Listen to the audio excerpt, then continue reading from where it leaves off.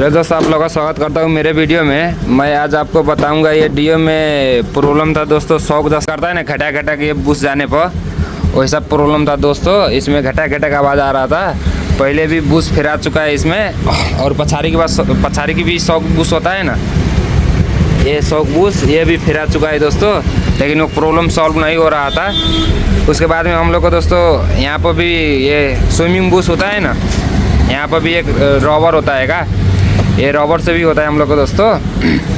कोई कोई होता है ये रबर जाने हम लोग को ज़्यादा नहीं पड़ता है, 2-3 से हालने सालने पर सब 3 से में हो जाता है। उसके बाद में दोस्तों ये कोई कोई होता है सेटे ले आके फेर देता है, सेट नहीं फेरना पड़ता है दोस्तों। हम लोग का ये रबर भी मिल जाता है मार्केट में, अगर खोजेंगे सर्विस सेंटर पर अवेलेबल हो जाएगा, ये मिल जाता है। ये फेरने पर दोस्तों हम लोग का वो प्रॉब्लम सॉल्व हो जाता है। कितना स्कूटर में मैंने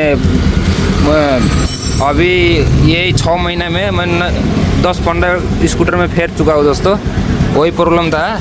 उसके बाद में दोस्तों हम लोग ये वीडियो को लाइक, चैनल को सब्सक्राइब करिएगा दोस्तों, इसी तरह कंटेंट देखने के लिए दोस्तों।